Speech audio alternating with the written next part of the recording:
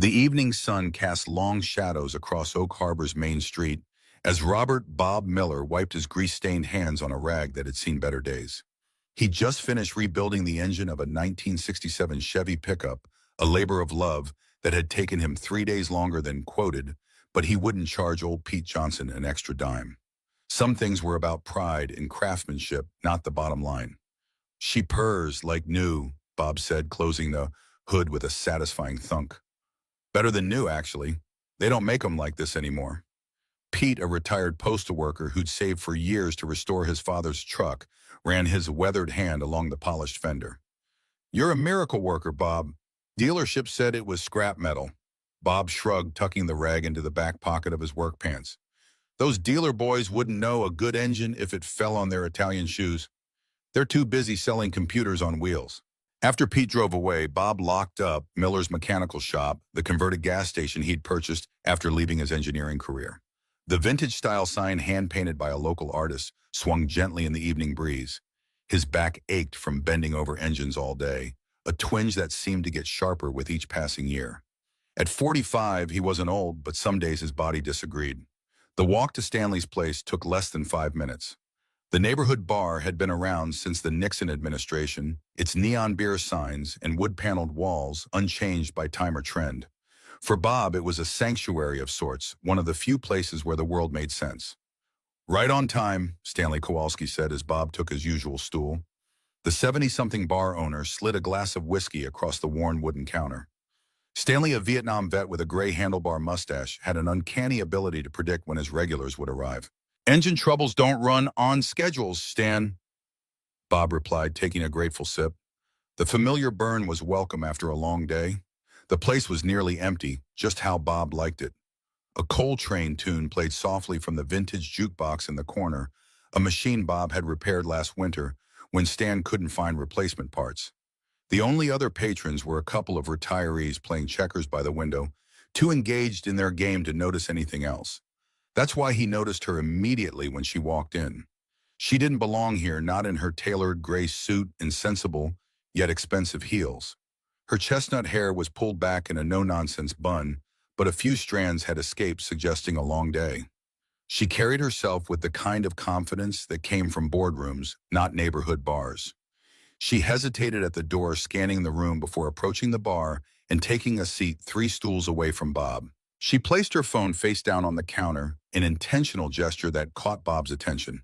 People in suits usually kept their phones in hand like an extra appendage. "What can I get you?" Stan asked, professional but curious. "Whiskey neat," she replied. Her voice had a pleasant huskiness to it, like someone who'd spent the day talking. "Something good but not flashy." Stan nodded appreciatively and poured her a Woodford Reserve. Bob couldn't help but notice the small smile that crossed Stan's face. He'd given her his good stuff without being asked. The woman took a sip, closed her eyes briefly, then set the glass down. The jazz played on, filling what might have been an awkward silence. Bob returned to his drink, content to mind his own business. That's when she turned to him, her gaze direct and unexpectedly intense. "If you had one wish," she asked without preamble, "who would you use it for?" Bob blinked, startled by both the question and its delivery. In his experience, strangers in bars either wanted something or were running from something. This woman didn't seem to fit either category. He studied her for a moment, the fine lines around her eyes suggesting she was around 40, the quality watch on her wrist that wasn't flashy, but clearly expensive, the way she held herself as if perpetually ready for evaluation. Tired, but not defeated. Instead of deflecting with humor as he might normally do, Bob found himself answering honestly. "My daughter," he said simply, "to give her everything I can." Robert Miller hadn't planned on being a single father at 45, nor on running a repair shop after 15 years as a mechanical engineer at Ford. Life had a way of redrawing blueprints when you least expected it. He'd met Martha Davis during his senior year at Michigan State, where he was studying mechanical engineering and she was pursuing art history. Their worlds couldn't have been more different, but that's what made their connection special. Martha saw beauty in the mechanical precision that fascinated Bob, while he came to appreciate the history and emotion behind the artwork she loved. They married a year after graduation, settling in Oak Harbor, where Bob had secured a promising position in Ford's engineering department. Martha worked at the local museum, eventually becoming its education coordinator. For 12 years, they built a comfortable life, saving for both retirement and the family they hoped to have. Emma came later than they'd planned when Bob was 35 and Martha 33. Born 2 weeks early with a head full of dark hair and her mother's inquisitive eyes, she changed everything. Bob still remembered standing in the hospital room holding his daughter for the first time, overwhelmed by the responsibility and wonder of it all. She's going to be curious about everything just like her dad, Martha had said, watching them with tired eyes and a proud smile. For 5 years, their family was complete. Bob excelled at Ford, working on engine efficiency improvements that earned him recognition within the company. Martha balanced motherhood with part-time work at the museum, and together they renovated an older craftsman home with a large detached garage that Bob converted into a workshop. On weekends, they'd take Emma to parks, museums, and sometimes just for drives in the countryside and explaining how things worked and why the world was the way it was. The heart condition had always been part of Martha's life, a minor arrhythmia diagnosed in her 20s that required annual checkups but little else. Just a quirky ticker, she'd say dismissively whenever Bob expressed concern, until the day it became much more than quirky. Bob had been in a meeting when his phone rang. By the time he reached the hospital, it was too late. An unexpected cardiac event, the doctor said. Sudden and catastrophic. No time to say goodbye. Emma, at just 5 years old, didn't understand why Mommy wasn't coming home. Her questions broke Bob's heart anew each time. When is Mommy's heart going to be fixed? Why can't the doctors make her better? Did Mommy not want to stay with us? The medical bills, despite insurance, were substantial. The grief counseling for both of them, the time Bob took off work, it all added up. His Ford colleagues were sympathetic, but corporate policies were inflexible. The hours and travel requirements of his position became impossible to maintain while caring for a grieving child. 8 months after Martha's death, Bob made the hardest professional decision of his life. He resigned from Ford, cashing out his 401k, with penalties to pay off the remaining medical bills and mortgage. The choice was clear. Emma needed stability and presence more than they needed his engineering salary. Bob had always been good with his hands, spending weekends restoring vintage cars and fixing neighbors' appliances when the repair costs quoted by service companies seemed excessive. Martha had jokingly called it his blue-collar therapy. Now it became their livelihood. Miller's mechanical shop opened in a former gas station that had stood vacant for years. The location was perfect, close to their home and on the main street through town. Bob secured a small business loan, leveraging his engineering background and the building's existing infrastructure. What began as a desperate career change quickly developed a reputation for quality, honest work at fair prices. 5 years had passed since then. Emma, now 10, was thriving in school despite the absence of her mother. Bob had learned to braid hair through YouTube tutorials, mastered the art of packing nutritious lunches, and could navigate the complexities of elementary school social dynamics with reasonable success. They had their routines and traditions. Sunday pancakes made from Martha's recipe, Tuesday nights stargazing on the back porch, monthly visits to the science center in the neighboring city. What Bob hadn't managed was taking care of himself. The persistent backache from bending over engines, the occasional chest tightness he attributed to heartburn, the slowly increasing numbers on his blood pressure readings at the rare doctor visits he made time for, all were pushed aside in favor of Emma's needs and the business that supported them.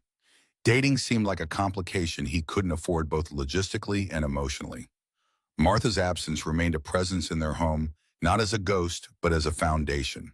As for the wish he just revealed to the stranger at the bar, if he could give Emma anything, it would be a chance at everything: college without debt, travel to see the world's wonders, freedom to pursue her passions without the constraints that had narrowed his own path.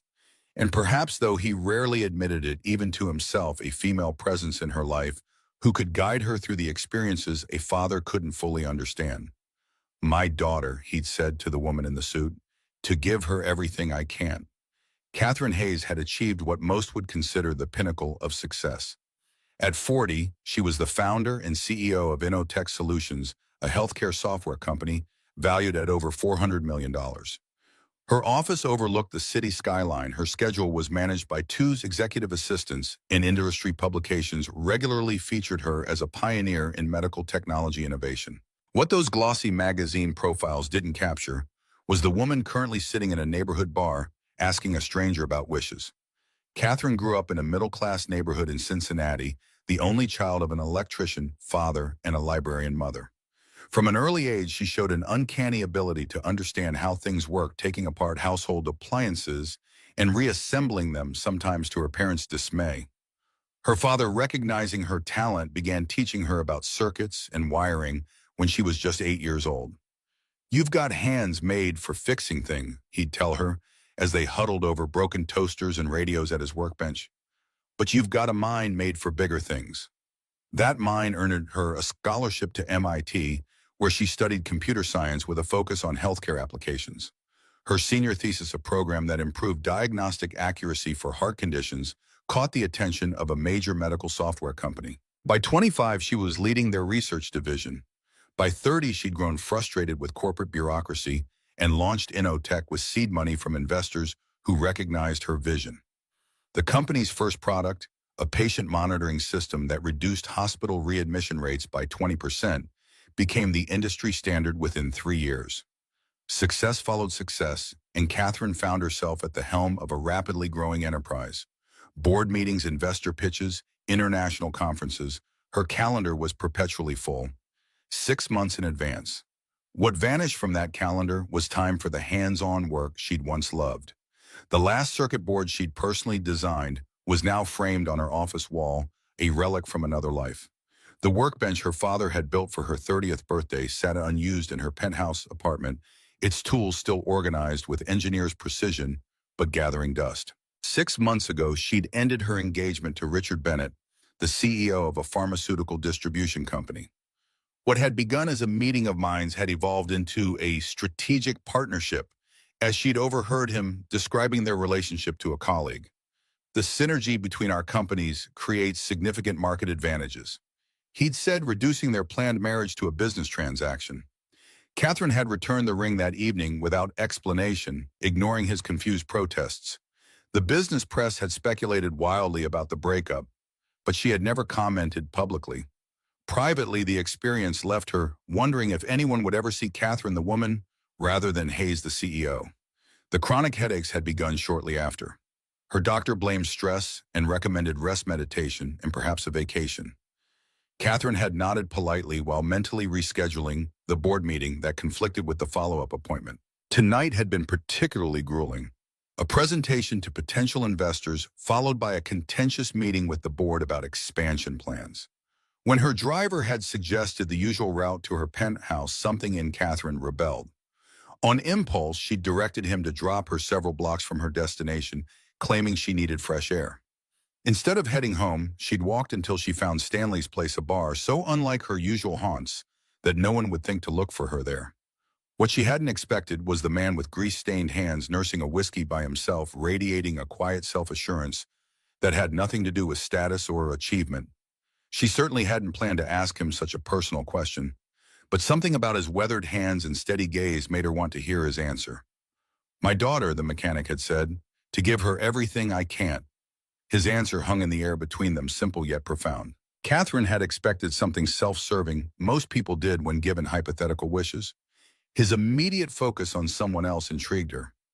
"Not for yourself?" she asked, turning more fully toward him. The man, Bob, she would later learn, gave a slight shrug. "She is myself in a way, best part of me anyway." Catherine nodded, understanding more than she expected to. "How old is your daughter, 10? A smile softened his face. "Going on 30 if you ask her teachers." "Smart kid. Too smart for her old man sometimes." He took a sip of his whiskey. "She's building a mechanical butterfly for her science project. Got the idea from this nature documentary we watched. Spent all weekend in the garage with me trying to get the wings just right." His pride was evident in every word. "You didn't just build it for her?" Catherine asked. Bob looked mildly offended. "What would she learn from that? I showed her how to use the tools, safely explained the basics of simple machines, but the design is all hers. Some of it's not practical. She wants the wings to be iridescent, like real butterflies, but she'll figure that out through trial and error." Catherine found herself smiling, a real smile that felt unfamiliar on her face. Let her discover it herself. Some lessons are better learned through experience. "You sound like you speak from experience." Bob observed, studying her with newfound interest. Catherine traced the rim of her glass, momentarily lost in memory. I built my first circuit board when I was 12. It was supposed to be a remote control or our garage door. Fried itself the first time I tested it. She laughed softly. My father refused to tell me what I'd done wrong, said failure was more educational than success. Smart man. He was right too. I rebuilt it 3 times before I figured out my wiring mistake. Never forgot that lesson. Is he still around, your father? Bob asked. Retired in Arizona with my mom. We talk on Sundays, exchange birthday cards. Catherine shrugged slightly. They're proud, I think, but they don't quite understand what I do. Dad still asks if I'm fixing computers for a living. Bob chuckled, a warm sound that seemed to come from deep in his chest. At least they're trying. My old man never understood why I went to college for engineering when I could have taken over his plumbing business. And now you're fixing things anyway, Catherine observed. Life has a sense of humor. Bob's expression shifted slightly. What about you? Got kids? Catherine shook her head. Never found the time, then never found the right person. She surprised herself with mere candor. What about your daughter's mother? Is she? Martha passed away 5 years ago. Heart problem we thought was under control. Bob's response was practiced, a statement of fact delivered without his voice breaking. But Catherine could see the grief still lived in the corners of his eyes. I'm sorry, she said and meant it. They fell silent, but it wasn't uncomfortable. Stan refilled their drinks without being asked, giving them a curious glance before moving to the other end of the bar. You know anything about stars? Bob asked, eventually changing the subject. Theoretically. I funded an astronomy lab at my alma mater last year. Catherine laughed at herself. Haven't had time to visit it, though. That sounds about right, Bob said with a knowing smile. I teach Emma about constellations from our backyard. Got an old telescope at a garage sale, nothing fancy, but good enough to see Saturn's rings on clear nights. Sometimes I think she's learning more from that than from school. There's something to be said for hands-on learning, Catherine agreed. I learned more taking apart my mom's broken toaster than I did in my first electronics class. Did you put it back together? Eventually. Took 3 tries and 1 small kitchen fire. Bob laughed outright at that, and Catherine found herself joining in. It occurred to her that this was the first genuine laugh she'd shared with anyone in months.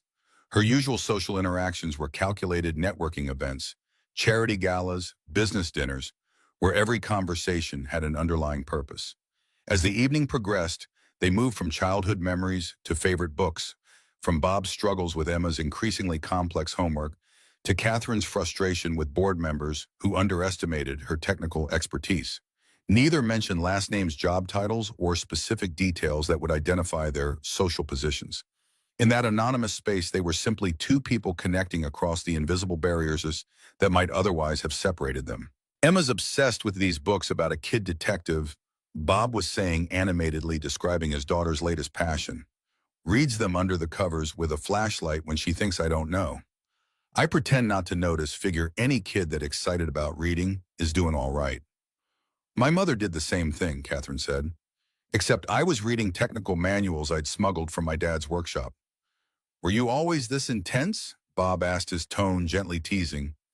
Catherine considered the question seriously. Probably, but I used to balance it better. I had hobbies friends who weren't colleagues. She glanced at her watch and looked genuinely surprised. I can't remember the last time I lost track of time like this. High praise for an old grease monkey, Bob said with a self-deprecating smile. You're selling yourself short, Bob. Not many people can rebuild engines and explain constellations to a 10-year-old. Well, the stars are easier. They stay put mostly. Kids and engines both have minds of their own. The conversation turned to cooking with Bob, confessing his limited culinary skills. I've been trying to learn from YouTube videos. Last week I attempted lasagna. Emma was polite about it, but I noticed she fed most of it to the dog under the table. Catherine laughed. That bad? Let's just say the smoke detector got more exercise than it bargained for. You should have seen me trying to explain to Emma why the sauce was both burned and still cold in the middle. Cooking is just chemistry with more forgiving margins of error, Catherine said. You should see my attempts. My kitchen is spotless mainly because I never use it. Takeout. and a very patient housekeeper who leaves prepared meals. Sad, isn't it? Bob shook his head. Practical. We all have our priorities. As midnight approached, Catherine glanced at her watch reluctantly. I should go. Early meeting tomorrow. She hadn't mentioned that the meeting was with the company's largest potential investor, or that the future of her expansion plans depended on it. When Stan brought the check, Catherine rummaged for it. Bob began to protest, but she shook her head. Please let me.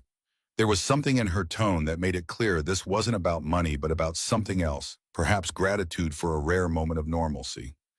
As she stood to leave, she looked at Bob directly. You're the only person who made me feel visible tonight. Thank you for that. Before he could respond, she was gone, the door swinging closed behind her. Bob sat for a moment, strangely affected by the encounter, but convinced it was a one-time intersection of their otherwise separate lives. He left a tip for Stan and headed home, the conversation still echoing in his mind as he paid the babysitter and checked on his sleeping daughter. Emma lay sprawled across her bed, surrounded by sketches of butterfly wings and mechanical diagrams far too sophisticated for most 10-year-olds. Bob carefully gathered the papers and placed them on her desk, then gently adjusted her blanket. Looking at her peaceful face, he thought about his answer to the stranger's question. Every sacrifice, every long day at the shop, every missed opportunity for himself, all worth it for this child who carried both his determination and Martha's creativity. As he turned off her light, he wondered briefly about the woman from the bar, where she was heading in her tailored suit, and why someone so obviously successful had seemed so genuinely interested in his simple life. Then he dismissed the thought. People like her didn't orbit around people like him for long. He was wrong about that, though he wouldn't know it until exactly 1 week later. The following evening, Catherine Hayes found herself doing something that defied all logic. According to her meticulously maintained calendar, she had 3 appointments requiring rescheduling, including a dinner with potential overseas investors. Her executive assistant, Melissa, had already sent 5 increasingly concerned text messages, each more urgent than the last. Yet instead of reviewing quarterly projections in her corner office, Catherine was changing clothes in the back of her town car, swapping her tailored Armani suit for dark jeans and a simple blue cashmere sweater. The diamond studs that subtly conveyed success were replaced with pearl drops that had belonged to her grandmother. I'll call when I need you, Thomas, she told her driver, ignoring his surprised expression. Take the evening off. Thomas, who had driven Catherine for 4 years and had never been dismissed early, looked genuinely concerned. Are you sure, Ms. Hayes, it's supposed to rain later? I'm sure, she replied, offering no explanation as she stepped onto the sidewalk. Enjoy the unexpected free time. Stanley's place looked exactly as it had the night before, unremarkable and authentic in a way the carefully designed spaces of her usual life were not. The neon beer signs cast the same soft glow. The worn wooden bars showed the same decades of use, and the same bailes played softly in the background. The familiarity was comforting, though Catherine had only been there once. She pushed open the door instinctively, glancing toward the spot where Bob had sat the previous evening. It was empty. In fact, the bar was busier than before, with a group of men watching a baseball game on the small television mounted in the corner. Catherine chose the same stool she'd occupied previously and ordered the same whiskey when Stan approached. Back again? Stan observed his tone neutral, but his eyes curious as he set her drink down. The whiskey was good, Catherine replied simply. Stan nodded, wiping the counter with practiced efficiency. We don't change what works. Catherine sipped her drink slowly, occasionally checking the door whenever it opened.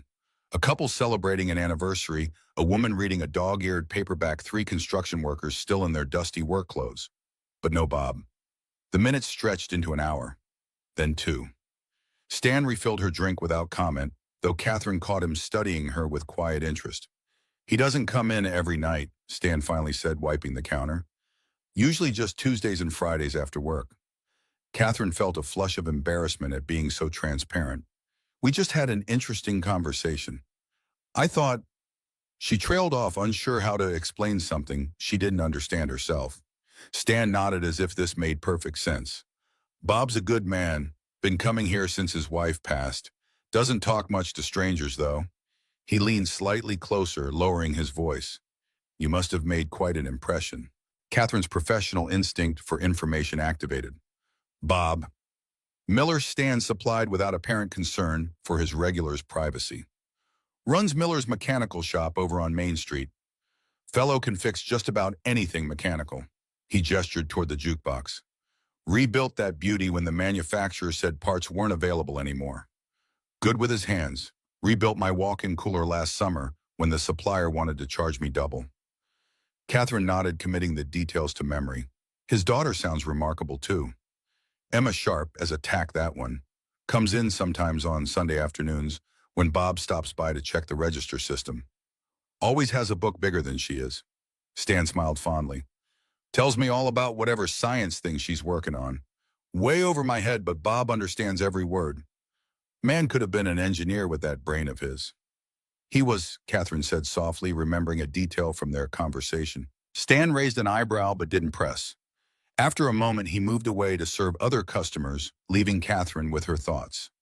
3 days later, Catherine found herself in Oak Ridge Books, the independent bookstore several blocks from her office. She told Melissa she was taking a lunch break, something so rare that her assistant had actually asked if she was feeling well. The truth that she was looking for books about mechanical engineering for a 10-year-old girl she'd never met seemed too bizarre to explain. The bookstore was nearly empty on a Wednesday afternoon. Catherine browsed the science section, selecting 2 books on simple machines and 1 on the mechanics of flight that seemed advanced but accessible. As she turned toward the register, she nearly collided with a small figure hurrying around the corner of a bookshelf. "Sorry," the girl exclaimed, clutching a stack of books to her chest. She had dark curly hair pulled back in a messy ponytail and intelligent brown eyes that widened when she saw Catherine. "I wasn't looking where I was going." "Entirely my fault," Catherine replied, steadying the girl with a gentle hand on her shoulder. "Those are quite the impressive books you've got there." The girl, who couldn't have been more than 10, looked down at her stack proudly. "They're about mechanical engineering and butterflies. I'm building a mechanical butterfly that can really fly for my science project." Something clicked in Catherine's mind. "That sounds fascinating. Is it working so far?" "The wings are hard," the girl admitted. "I want them to move like real butterfly wings, but the motors I have are too heavy." She studied Catherine curiously. "Do you know about engineering?" Catherine smiled. "A little. I studied electrical engineering in college." "That's different from mechanical, right? My dad says electrical is about making power go where you want it, and mechanical is about making things move how you want them to." "Your dad sounds like he knows his stuff," Catherine said, feeling a strange certainty about who this child was. "I'm Catherine, by the way." "I'm Emma," the girl replied, confirming Catherine's suspicion. "My dad knows everything about how things work. He can fix anything. He says understanding the problem is half the solution." "That's very good advice," Catherine agreed, charmed by the girl's enthusiasm. "About your butterfly, have you considered using shape memory alloy for the wing structure? It's lightweight and can be programmed to change shape with small electrical impulses." Emma's eyes lit up. "Like the muscles in real butterfly wings, Dad mentioned something like that, but he said the materials might be hard to find." Catherine reached into her purse and pulled out a business card. Not her usual executive card, but a simpler one with just her name and personal number. "If you'd like, I could help you locate some. I have connections with material suppliers." Emma accepted the card cautiously. "I should ask my dad first. He says I'm not supposed to give my information to strangers." "Your dad is absolutely right," Catherine said seriously. "That's very good thinking." A woman's voice called from the front of the store. "Emma, we need to get back to school." "That's Mrs. Parker, my science teacher," Emma explained. "We're on a field trip to research our projects." She carefully tucked Catherine's card into her book. "Thank you for the idea. Maybe I'll see you again." "I'd like that," Catherine replied honestly. As Emma hurried away, Catherine stood motionless, processing the unexpected encounter. She hadn't planned to meet Bob's daughter, but somehow it felt significant, as if the universe were nudging her towards something she couldn't yet name. Later that evening, Catherine found herself back at Stanley's place. This time, she arrived precisely at 6:30 p.m., having learned from Stan that this was when Bob typically arrived on Fridays. She'd canceled a virtual meeting with the London office, citing a personal matter, words so foreign to her schedule that Melissa had actually called to confirm she wasn't ill. Catherine chose a different seat this time at a small table with a view of the door. She ordered her usual whiskey and waited feeling strangely nervous. What was she doing here? What would she say to this man she barely knew but couldn't stop thinking about? At 6:45, the door opened and Bob Miller walked in. He looked much as he had before. Worn jeans, flannel shirt with sleeves rolled up work boots. His hair was damp, suggesting he'd showered after work, and he carried a leather jacket against the evening chill. He nodded to Stan, who already had his usual drink waiting, then froze when he spotted Catherine. For a moment, he seemed uncertain whether to acknowledge her or retreat. Catherine solved his dilemma by raising her glass slightly in greeting. After a brief hesitation, Bob collected his drink from Stan and approached her table. "You're back," he said, his tone somewhere between a statement and a question. "I am," Catherine confirmed. "Would you like to join me?" Bob glanced around the bar as if checking whether anyone was watching this unexpected scenario unfold. Finally, he pulled out the chair across from her and sat down. "I looked you up," he said without preamble, "after Stan slipped me your card." Catherine felt a flash of disappointment. Of course he had. In the age of smartphones, anonymity was an illusion at best. "And what did you find?" Catherine Hayes, founder and CEO of InnoTech Solutions. Net worth reportedly over $50 million. Featured in Business Weekly's Most Influential Women in Tech last year. Bob recited the facts without inflection. Quite a step up from neighborhood bars and conversations with mechanics. "Is that all you found?" Catherine asked quietly. Bob studied her for a moment. "Articles about your company's medical software saving lives. A scholarship program you founded for girls interested in STEM. A broken engagement 6 months ago that the gossip columns had a field day with." He took a sip of his whiskey. "Nothing that explained why you'd come back here looking for me." Catherine appreciated his directness. "I came back because talking with you was the most genuine conversation I've had in years." She met his gaze steadily. No agenda, no networking, no strategic alliance. Just two people connecting. "Well, people from your world don't usually seek connections in places like this," Bob observed. "Maybe that's exactly why they should." Catherine leaned forward slightly. "You asked me last time if I was always this intense. The truth is, I used to be balanced. Somewhere along the way, I became all about the work and forgot about the person doing it." Bob's expression softened slightly. "And you think hanging out with a small-town mechanic will help with that?" "I think hanging out with Bob Miller, who teaches his daughter about stars and rebuilds vintage jukeboxes, might remind me of a few things worth remembering." Catherine smiled. "Besides, I met Emma today." Bob's eyebrows shot up. "You what?" "Purely coincidental," Catherine assured him. "At Oak Ridge Books. She nearly ran me over while carrying a stack of books about mechanical engineering and butterflies. Brilliant girl, by the way. Reminds me of myself at that age, except with better social skills." A proud smile spread across Bob's face. "She gets those from her mother. I was always more comfortable with machines than people." His expression turned curious. "What did you talk about?" "Her mechanical butterfly. I suggested shape memory alloy for the wings. I hope that was okay." "Shape memory?" Bob looked impressed. "That's actually brilliant. I considered it but couldn't source the materials locally." "I might be able to help with that," Catherine offered. "I have connections with materials suppliers from my company's medical device components." Bob studied her with newfound interest.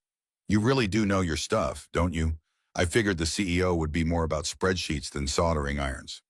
"I built a prototype for our first product in my apartment," Catherine replied. "These days, I'm more likely to be reviewing legal contracts than circuit boards, but I started as an engineer." She hesitated, then added, "I miss it sometimes, the hands-on work." Bob nodded in understanding. "There's something satisfying about fixing things, seeing immediate results from your work." "Exactly. Corporate success is measured in quarterly reports and stock prices. It's abstract." Catherine traced the rim of her glass. "When was the last time you felt truly satisfied with your work, Bob?" He thought for a moment. "Yesterday, actually. Elderly woman brought in her late husband's pocket watch. Hadn't run in 20 years. Took me 3 hours to clean and repair the movement, but when I got it ticking again..." He smiled at the memory. "She cried when she heard it. Said it was like having a piece of him back." "That's beautiful," Catherine said softly. "When was the last time your work at the garage left you feeling unfulfilled?" Bob laughed. "This morning. Spent 2 hours fixing a simple alternator issue that any decent mechanic could handle in their sleep, but it pays the bills and the routine jobs fund the interesting ones. A sustainable business model, Catherine observed with approval. You're wiser than most MBAs I know. Just practical. No fancy degree required. They continued talking as the bar filled around them. The ease of their first conversation returned quickly, but with a new dimension now that their identities were known. Bob asked thoughtful questions about Catherine's company and seemed genuinely interested in the healthcare applications of her software. Catherine, in turn, found herself fascinated by Bob's journey from corporate engineer to independent business owner. "What made you leave Ford?" she asked. "That's a stable career most people would hold on to." Bob's expression grew more serious. "After Martha died, my job required travel and unpredictable hours. Emma needed stability more than we needed the money." He shrugged as if the decision had been obvious. "Engineering will always be there. Emma's childhood won't." Catherine felt something shift inside her at his words, a recognition of priorities she'd lost sight of in her own life. When had she last made a decision based on what truly mattered, rather than what advanced her career? As the evening went on, they moved from their initial wariness to a comfortable rapport. Bob described his latest restoration project, a 1956 Chevrolet Bel Air that a client had inherited from his grandfather. Catherine shared stories about her early days coding healthcare applications, working through nights fueled by vending machine coffee and determination. "You should see the garage sometime," Bob said as they prepared to leave. "Emma's butterfly project has taken over half the workbench." Catherine recognized the invitation for what it was, a tentative step towards something more than chance encounters at a bar. "I'd like that," she replied honestly. As they walked outside, the night air crisp with approaching autumn, Bob hesitated. "How did you get here? Do you need a ride?" Catherine realized she'd dismissed her driver hours ago. "I can call a car service." Bob gestured to an older model pickup truck parked nearby. "Or I could drive you. It's not fancy, but it's reliable." Catherine looked at the truck, clearly well-maintained, but worlds away from the luxury vehicles she typically rode in, and made her decision. "I'd appreciate that. Thank you." The drive to her downtown penthouse took 20 minutes. Bob seemed unfazed by the upscale address, pulling up to the entrance with casual confidence. Before she got out, Catherine turned to him. "I enjoyed tonight, Bob, and I meant what I said about helping with Emma's project." Bob nodded. "She has science class on Thursdays. We usually work on the butterfly afterward. If you're serious, you could stop by the shop around 4:30. "I'll be there," Catherine promised, surprising herself with how much she meant it. 1 week after finding Catherine's business card in his jacket pocket, Bob Miller was elbow-deep in the guts of an industrial textile machine at Riverdale Manufacturing. The factory produced components for several tech companies, and downtime cost thousands per hour. Bob had dropped everything when their maintenance manager called in a panic about the machine's catastrophic failure. "I've never seen a timing belt shred like this," Bob muttered, carefully extracting fragments from the mechanism. "Something's out of alignment." He was so focused on the problem that he barely registered the sound of voices approaching until they were nearly upon him. The factory floor manager was leading a tour group through the facility, pointing out various production lines with animated gestures. "We've increased output by 23% since implementing the new system," the manager was saying proudly. "The quality control metrics have improved significantly as well." Bob glanced up briefly, then froze. Walking alongside the manager, nodding at appropriate intervals while asking pointed questions about efficiency and worker conditions, was Catherine Hayes. She wore a tailored navy suit that somehow looked both professional and elegant, her hair pulled back in a sleek chignon. Several executives followed behind her, taking notes on tablets and occasionally leaning in to whisper to one another. Their eyes met across the factory floor. For a split second, Catherine's professional mask slipped, revealing genuine surprise. She hesitated, then said something to the group before walking directly toward him. Bob became acutely aware of his worn work clothes and the grease stains on his hands. He straightened up, wiping his palms on a shop rag that probably made them dirtier rather than cleaner. "Bob," she said simply when she reached him, as if his name held some significance she was still trying to understand. "Ms. Hayes," he replied formally, conscious of the curious glances from both her entourage and the factory workers. Her expression changed almost imperceptibly. Catherine, she corrected then more quietly, I didn't expect to see you here. Likewise, Bob said, gesturing to the disassembled machine. Emergency repair call. What brings Inotech's CEO to a textile factory? They manufacture precision components for our medical devices, Catherine explained. I'm touring all our major suppliers this quarter. She glanced back at her waiting group, then at the workers pretending not to eavesdrop. Walk with me. It wasn't quite a request, but not quite a command either. Bob set down his tools and followed her to a quieter corner of the facility, their footsteps echoing in the cavernous space. I was planning to come by your shop tomorrow, Catherine said when they were relatively alone, for Emma's project. You remember, Bob said, surprised that with her obviously packed schedule, she'd kept track of such a detail. I keep my promises, Bob. She studied him for a moment. You're very good at what you do. The plant manager mentioned they called you specifically for this breakdown because their regular maintenance team couldn't solve it. Bob shrugged. Just a matter of experience. I've worked on similar systems before. Don't downplay your expertise, Catherine said firmly. I've built a company recognizing talent when I see it. Her direct praise made Bob uncomfortable in a way he couldn't quite define. Look, Catherine, this is all a bit strange, isn't it? You and your world, me and mine. What exactly are we doing here? Catherine's professional demeanor softened. I don't know, she admitted, but I'd like to find out. She glanced back at her waiting entourage. I need to finish this tour. Will you still be here in an hour? Bob gestured to the disassembled machine. At least. This is going to take time to properly diagnose and repair. Then I'll come find you before I leave, Catherine said, her tone making it clear this wasn't a casual suggestion. As she walked back to her group, Bob watched her transform before his eyes. Back straightening chin, lifting voice, taking on an authoritative tone as she directed questions to the plant manager. It was like watching someone don armor, and he wondered how heavy that professional persona felt after wearing it all day. True to her word, Catherine returned 58 minutes later alone. Bob had made significant progress on the repair, having identified the root cause, a misaligned drive shaft that had caused the timing belt to fail catastrophically. Found the problem, she asked, approaching his workstation. Bob nodded. Whoever installed the replacement motor last month didn't align it properly, created vibration that gradually destroyed the belt and damaged several bearings. He pointed to the parts he'd laid out in orderly fashion. I've ordered replacements. Should have it running by tomorrow morning. Catherine studied the disassembled machinery with genuine interest. Impressive diagnostic work. Just experience, Bob said, then caught himself. Sorry, I'm trying not to downplay it. That earned him a smile. Progress. Now about tomorrow.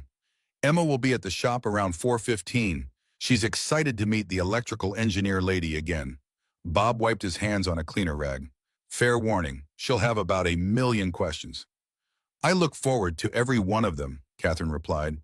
She hesitated, then added, Is it strange that I'm nervous about impressing your daughter? Bob laughed. Not strange at all. She's a tough critic.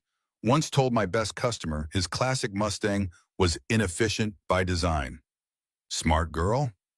Too smart for her own good sometimes, Bob agreed proudly. The shop address is 1425 Main Street. It's the old Phillips 66 station with the blue and white awning. I'll find it, Catherine promised. She glanced at her watch, a subtle but obviously expensive timepiece. I should go. My driver's waiting.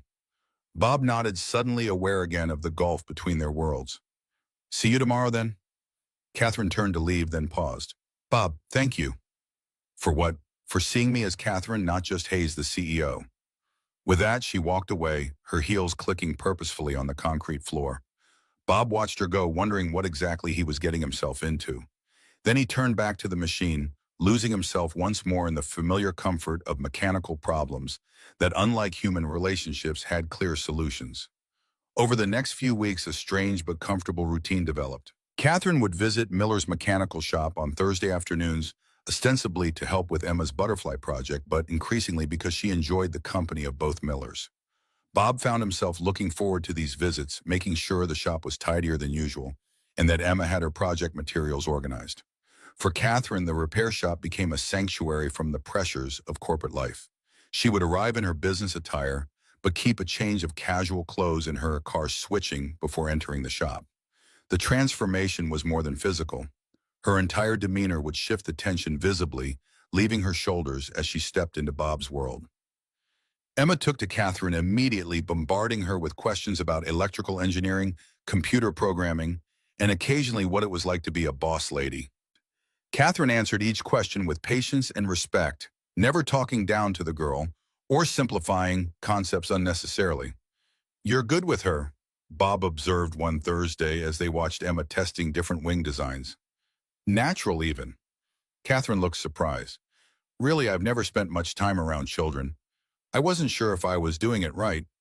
"There's no instruction manual," Bob assured her. "You're treating her like a person, not a kid. That's all anyone really wants." On Catherine's third visit, she arrived with a small package wrapped in brown paper.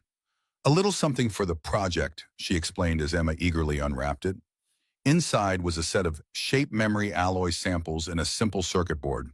"It's a programmable controller," Catherine explained. "You can use it to send pulses to the alloy at different intervals, making the wings move in patterns." Emma's eyes widened. "This is professional stuff." "It's from our R&D department's materials library," Catherine confirmed. "They had extra samples they weren't using." Bob raised an eyebrow at Catherine over Emma's head, suspecting these extra samples had been specially procured, but he said nothing. The joy on his daughter's face was worth whatever strings Catherine had pulled.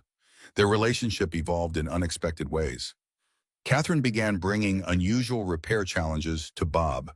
Vintage electronics from her childhood, a Swiss clock inherited from her grandfather, even her coffee maker that made a concerning noise, but seemed to work perfectly fine. Bob recognized these for what they were, excuses to visit outside their Thursday routine, but played along, enjoying the intellectual challenge each item presented. In return, Bob introduced Catherine to his world. He taught her the basics of automotive repair one Saturday afternoon, guiding her hands as she changed the oil in her own luxury sedan, much to her driver's astonishment. He showed her his restoration projects, the 56 Bel Air in progress, a 1940s radio he was rebuilding for a local collector, an antique telescope he'd found at an estate sale that needed careful refurbishment. "This is a Schmidt-Cassegrain design," Catherine said, examining the telescope with expert eyes. "Good optics if you can restore them properly." Bob looked impressed. "You know telescopes." "I nearly minored in astronomy before deciding on computer science," she admitted. "The mathematical precision appealed to me." "Emma will be thrilled. She's been using my old Newtonian, but the mirror needs realignment." "I could help with that," Catherine offered. "It's been years, but the principles don't change." The following Sunday, Catherine joined Bob and Emma for their regular stargazing session in the backyard. Bob had set up both telescopes, his old one and the newly restored antique. The night was clear, the autumn air crisp but not uncomfortable. "Saturn is visible tonight," Catherine explained, helping Emma adjust the focus. "See if you can find the rings." Emma peered through the eyepiece, her concentration intense. "I see it. It really does have rings." Her excitement was contagious, her smile illuminated by the soft glow of the porch light. Bob, watching them together, felt something shift in his chest, a warmth he hadn't experienced in years. Catherine caught his gaze and held it for a moment, something unspoken passing between them. Neither was ready to name it, but both recognized its presence. As October turned to November, their worlds began to intersect in unexpected ways. Catherine invited Bob to consult on an engineering problem at Innotech, a prototype medical device that wasn't functioning as designed. The staff engineers were clearly surprised when their CEO brought in a small-town mechanic, but Bob's practical approach identified the issue within hours. "The theoretical design is sound," he explained, pointing to the mechanism. "But the manufacturing tolerances are too tight for real-world conditions. Hospitals aren't clean rooms. There's dust, humidity variations, occasional impacts. You need to build in more flexibility." Catherine watched with poorly concealed pride as her team implemented Bob's suggestions, the prototype's performance improving dramatically. "See why I brought him in," she said to her chief engineer. "Sometimes we get too caught up in perfect design and forget about practical application." For Bob, the visit to Innotech was both impressive and intimidating. Catherine's authority was evident in every interaction. Employees snapping to attention when she entered a room, executives deferring to her judgment without question. This was a different Catherine than the one who sat cross-legged on his garage floor helping Emma with her science project. "You're a force of nature in there," he commented as she walked him to his truck afterward. Catherine looked momentarily vulnerable. "Too intense." "Just right for what you're doing," Bob assured her. "It's part of who you are." "Not all of who I am," she replied quietly. "That's what I've been rediscovering lately." The moment seemed to call for more, perhaps a touch or an acknowledgement of the growing connection between them. But Bob hesitated and the moment passed. Catherine stepped back, professional mask sliding back into place. "Thank you for your help today," she said formally. The team was impressed. "Happy to help," Bob replied, matching her tone while wondering what had just happened. As he drove home, Bob reflected on the complexity of their relationship. In his garage or at Stanley's place, Catherine was relaxed, engaged, and almost playful. But glimpsing her in her corporate element had reminded him sharply of the differences between them. She moved through a world of board meetings and million-dollar decisions, while he measured success in fixed engines and bills paid on time. What could someone like Catherine Hayes possibly want with someone like him beyond a temporary diversion, a glimpse into a simpler life? And even if she did want more, how could their worlds ever truly merge? By the time he reached home, Bob had convinced himself that maintaining a careful distance was the wisest course. Emma was growing attached to Catherine, and disappointment would be inevitable when Catherine eventually moved on. Better to establish boundaries now than face heartbreak later. But when Thursday came around and Catherine arrived at the shop with 3 cups of hot chocolate and a new idea for Emma's butterfly wings, Bob's resolve weakened. Watching them work together, heads bent over the project in identical poses of concentration, he realized it might already be too late for caution. 3 weeks after their first meeting at Stanley's place, Catherine found herself doing something entirely unexpected, preparing dinner in Bob Miller's modest kitchen. The invitation had come casually at the end of their regular Thursday session, working on Emma's butterfly project. "Emma's been asking when Ms. Catherine might stay for dinner," Bob had said, his tone deliberately casual. "No pressure, but we're having pot roast tomorrow night. Nothing fancy, but there's plenty." Catherine had accepted before fully processing the significance of the invitation. Now standing in Bob's kitchen, watching him navigate between stove and counter with unexpected grace, she felt oddly nervous. This wasn't a business dinner with strategic objectives or a social event with networking opportunities. This was simply dinner with a man and his daughter who were becoming increasingly important to her. Bob's home reflected his practical nature, a 2-bedroom craftsman built in the 1940s, modest but impeccably maintained. Family photos lined the hallway, most featuring Emma at various ages and a beautiful dark-haired woman Catherine assumed was Martha. The living room housed an impressive bookshelf spanning one entire wall, filled with an eclectic mix of engineering manuals, classic literature, and children's books. A piano stood in the corner, sheet music open to what appeared to be a beginner's practice book. "Emma started lessons last year," Bob explained, catching Catherine's glance.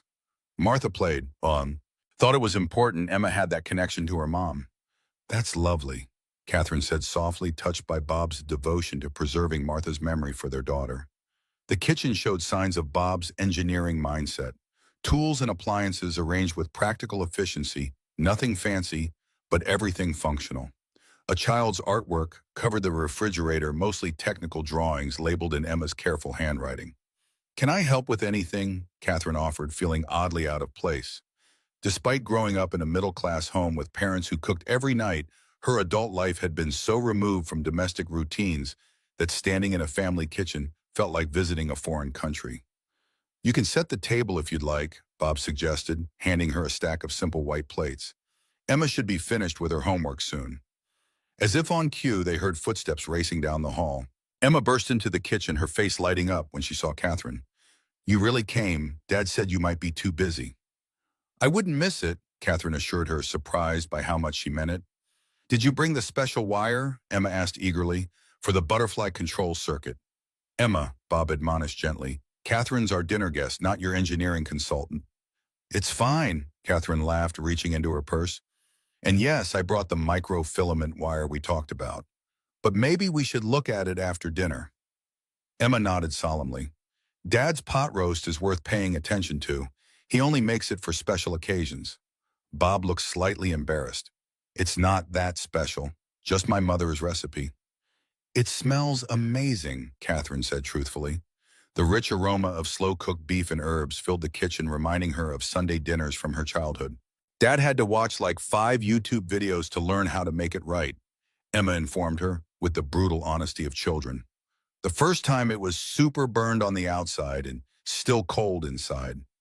Thank you for that detailed history of my culinary failures, Bob said dryly, but his eyes were amused. Why don't you wash up and then help Catherine with the table? As they prepared for dinner, Catherine observed the easy rhythm between father and daughter. The shorthand communication, the shared jokes, the unconscious synchronization of movements that came from years of existing in the same space. It was so different from her own carefully scheduled, often solitary life that she felt a pang of something like envy. Dinner itself was a revelation. The pot roast was indeed excellent, tender and flavorful in a way restaurant meals rarely achieved. But more surprising was the conversation, meandering, unstructured, filled with genuine curiosity and laughter. Emma described her school day in colorful detail, including a minor playground controversy involving the proper rules of Foursquare. Bob shared an anecdote about a customer who had insisted his car was making a strange noise, only to discover a toy robot lodged under the seat that activated whenever the car turned right. "What about you, Miss Catherine?" Emma asked between bites. "Did anything interesting happen at your company today?" Catherine considered the board meeting she'd attended that morning, the quarterly projections, review, the potential acquisition discussions, all significant but suddenly seeming sterile compared to Emma's vivid school stories. "Well, our research team is working on a program that might help doctors identify heart problems earlier," she said, opting for the project that might interest Emma most. "It uses patterns in heartbeat data to predict issues before they become serious." "Like what happened to Mom?" Emma asked quietly. Bob tensed slightly, but Catherine met Emma's gaze directly. "Yes, exactly like that. If we can make it work correctly, it might help other families avoid what happened to yours." Emma nodded thoughtfully. "That's important work." "It is," Catherine agreed. "It's why I started my company." "Because someone you loved had a heart problem too?" Emma asked with a child's uncanny perception. Catherine felt both Bob and Emma watching her closely. "My grandfather," she admitted. "He died of a heart attack when I was about your age. The doctor said they could have saved him if they'd known sooner something was wrong." "That's why you make medical computers," Emma concluded, satisfied with the explanation. "To help doctors know sooner." "That's exactly right," Catherine said, surprised by how clearly this child had distilled her complex corporate mission to its emotional core. After dinner, as promised, Catherine helped Emma with the next phase of her butterfly project. They sat at the kitchen table, Bob watching from nearby, as he dried dishes, looking both proud and slightly overwhelmed by the technical discussion between his daughter and Catherine. "You've created a viable control system for the wing articulation," Catherine explained, examining Emma's circuit diagram. "The microfilament wire I brought will help reduce the weight while maintaining conductivity." Emma beamed at the validation. "Dad helped with the mechanical parts, but the electrical stuff is trickier." "You're doing better than I did at your age," Catherine assured her. "My first circuit board fried itself immediately." "Really, what happened?" "I reversed the polarity on a key component. Basic mistake, but you learn more from failures than successes sometimes." Bob, listening nearby, caught Catherine's eye and mouthed, "Thank you."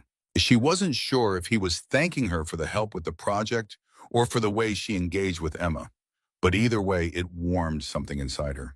When it was time for Emma to prepare for bed, she surprised Catherine with a quick, fierce hug. "Will you come back soon? Not just for butterfly stuff, but for dinner and things?"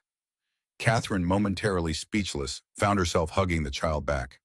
"I'd like that very much." After Emma reluctantly headed upstairs, Bob and Catherine moved to the living room, each holding a cup of coffee.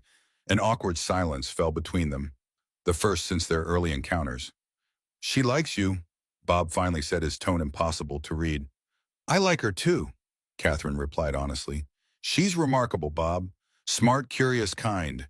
You're doing an amazing job raising her." Bob looked down at his cup. "I'm trying. It's not always easy without Martha. There are things a girl needs her mother for." "You're enough," Catherine said firmly. "But I understand what you mean." Another silence stretched between them, this one charged with unspoken questions. "Catherine, what are we doing here?"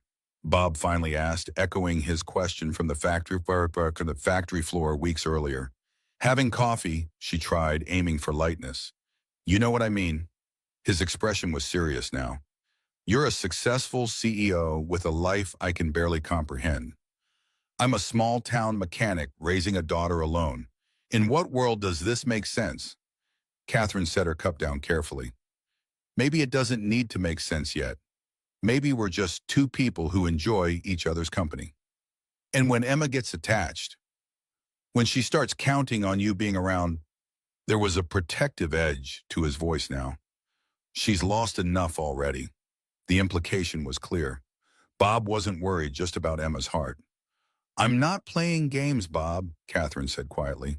I don't know exactly what this is between us, but I know I'm not looking for a diversion or a project or whatever you might be thinking. Then what are you looking for? Catherine considered the question seriously. Connection, something real in a life that's become increasingly artificial. She met his gaze directly. I look forward to Thursday afternoons more than board meetings that determine the future of my company. That should tell you something. Bob studied her for a long moment. I believe you mean that now, but our worlds are very different. Are they? Catherine challenged. We're both essentially problem solvers. You fix machines, I build systems. We both value precision, honest work, and making things better than we found them. She gestured toward the stairs. And we both care about that brilliant girl upstairs. The tension in Bob's shoulders eased slightly. When you put it that way, I'm not asking for definitions or commitments, Bob, just permission to keep discovering whatever this might be. Bob's expression softened. I think I can manage that. Later, as they stood on the front porch saying goodnight, the autumn air crisp around them, Bob hesitated, then asked, Would you like to come to Emma's science fair next Friday? The Butterfly Project will make its debut. Catherine felt a disproportionate happiness at the invitation. I wouldn't miss it. As she drove home to her penthouse, Catherine realized she'd just committed to attending a fifth-grade science fair instead of the tech industry gala scheduled for the same evening. More surprisingly, she didn't regret it for a moment. 4 months into their evolving relationship, Catherine faced a major crisis at Innotech. Their largest healthcare client, Memorial Systems, was threatening to cancel their contract after a competitor offered a similar product at a significantly lower price point. The potential revenue loss would impact not only their bottom line, but also the research funding for their next-generation heart monitoring system, the project Catherine cared about most. Catherine canceled dinner with Bob and Emma for the third time in 2 weeks, sending a brief text, "Emergency board meeting. I'm sorry."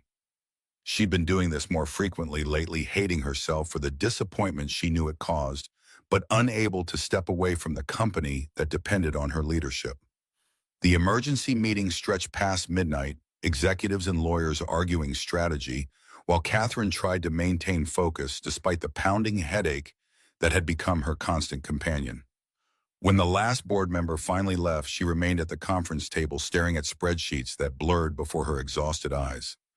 Melissa, her executive assistant, appeared at the door. Ms. Hayes, your car is waiting, and I've rescheduled tomorrow's breakfast meeting to give you a few hours rest. Catherine nodded gratefully. Thank you, Melissa. You should go home too. It's late. Before you leave, Melissa hesitated, then placed a brown paper bag on the table. This was delivered for you earlier. The security desk called me because it seemed unusual. Catherine opened the bag to find a carefully packed container of homemade beef stew, still warm in its insulated packaging, and a handwritten note in distinctly masculine handwriting. Even CEOs need to eat. Emma says the secret ingredient is carrots cut into star shapes, but I think it's just regular old carrots in a kid with imagination. Either way, it's better than whatever you're not eating while working late. Bob. Something tight in Catherine's chest loosened. She looked up to find Melissa watching her with barely concealed curiosity. Thank you for bringing this in, Catherine said, trying to maintain her professional composure despite the unexpected emotion welling up. You can go home now, Melissa. I'll see you in the morning. When her assistant had left, Catherine opened the container and took a bite of the stew. It was simple but delicious, and yes, there were carrots cut into imperfect star shapes. She found herself smiling for the first time in days. The next morning, Catherine directed her driver to make an unscheduled stop at Miller's mechanical shop. It was barely 7:30 a.m., but she knew Bob would be there. He'd mentioned opening early to catch up on repairs before school drop-off. She found him bent over the engine of a vintage Mustang, concentration evident in his furrowed brow. He didn't notice her until she cleared her throat. "Catherine," he said, surprised, straightening up and wiping his hands on a shop rag. "Didn't expect to see you this morning." His tone was warm, but cautious. They hadn't seen each other in nearly 2 weeks. "I got your care package," she said without preamble. "It was exactly what I needed." Bob shrugged, but his eyes were pleased. "Emma's idea. She was worried you weren't eating proper meals during your business emergency, as she calls it." Catherine felt a pang of guilt. Is she upset with me for canceling so many times? "Disappointed, not upset," Bob clarified. "She understands work responsibilities better than most kids. Comes with having a single working parent." Catherine nodded, appreciating his honesty. "The company's facing a significant challenge. I can't go into details, but it's affecting our heart monitoring research." "The project that might have helped people like Martha," Bob said, understanding immediately. "Yes, among others." Catherine hesitated, then admitted, "I feel torn between commitments. To the company, to the research, to you and Emma." Bob wiped his hands more thoroughly and moved closer. "We're not going anywhere, Catherine. Real connections don't disappear because you're busy for a few weeks." His understanding, instead of making her feel better, brought unexpected tears to her eyes. She blinked them back, unaccustomed to such emotional vulnerability, especially in a professional context. "I should let you get back to work," she said, gathering her composure. "I just wanted to say thank you." Bob studied her for a moment. "When was the last time you slept a full night?" The question caught her off guard. "I'm fine." "That's not what I asked." His tone was gentle but firm. 3, maybe 4 days ago," Catherine admitted reluctantly. "The headaches make it difficult." Bob nodded as if confirming a diagnosis. "Come back tonight, after Emma's in bed, around 9. I'm not taking no for an answer." "Bob, I have reports to review." "That will still be there tomorrow, 9 o'clock." His tone made it clear the matter wasn't up for debate. Catherine found herself agreeing despite her mental to-do list, screaming in protest. That evening, she directed Thomas to drive her to Bob's house, ignoring his surprised expression at the residential address in a modest neighborhood. When she arrived, the house was quiet, warm light glowing from the living room windows. Bob answered her knock immediately as if he'd been waiting. "Come in," he said, stepping aside. The house smelled of recently prepared food, and the faint pine scent of the woodworking project Bob had mentioned was a hobby. "Is Emma asleep?" Catherine asked, keeping her voice low. "Out like a light. 5th graders don't fight sleep the way their parents do." Bob led her to the living room where he'd prepared an unexpected scene. The coffee table held a teapot, 2 mugs, and what appeared to be homemade cookies. The couch had been arranged with several pillows and a soft-looking blanket. "What's all this?" Catherine asked, genuinely puzzled. "Enforced relaxation," Bob explained matter-of-factly. "My mother's remedy for everything: tea, cookies, and rest. She used it on my father whenever he worked himself to exhaustion at the plumbing business." "Bob, I appreciate the thought, but I don't think cookies are going to solve Inotech's contract crisis." "Probably not," he agreed, pouring tea into both mugs, "but they might help with the headache that are preventing you from thinking clearly about that crisis." Catherine wanted to argue, but found she didn't have the energy. Instead, she accepted the offered mug and sat on the couch, the tension she'd been carrying for weeks making her movements stiff. "The tea has valerian root," Bob explained. "Natural muscle relaxant. Martha used it during her pregnancy when she couldn't take conventional medication." "You're full of surprises, Bob Miller," Catherine said, taking a cautious sip. The tea was pleasant, with hints of chamomile and something citrusy. "Comes with the territory when you're a single parent. You become part mechanic, part nurse, part chef, part whatever your kid needs that day." He sat in the armchair across from her, giving her space. "Now drink your tea and tell me about this work crisis. Sometimes talking it through helps." Catherine found herself explaining the situation, the contract threat, the competitors' tactics, the board's divided opinions on how to respond. Bob listened attentively, asking occasional questions that revealed a surprising grasp of business fundamentals. "So the core issue isn't just the money," he summarized when she'd finished. "It's that if you lose this contract, the heart monitoring research loses funding, and that project matters to you personally." "Exactly." Catherine confirmed, impressed by his perception. The board sees it as one project among many, but for me, it's your grandfather, it's Martha. It's all the people who might be helped if you can make it work. Bob nodded, understanding. Have you told the client that part? Not the board or the lawyers, the actual decision makers at Memorial. Catherine blinked. No, that's not how business negotiations typically work. Maybe it should be, Bob suggested. In my experience, people respond to passion and authenticity. If the Memorial folks understand why this project matters beyond profits, they might see your company differently than the competitor. Catherine considered this, turning the idea over in her mind. It was unorthodox, certainly, but there was wisdom in it. That's actually an interesting approach. Risky, but potentially effective. Sometimes the conventional solution isn't the right one, Bob said with a slight smile. That's something we mechanics learn pretty quickly.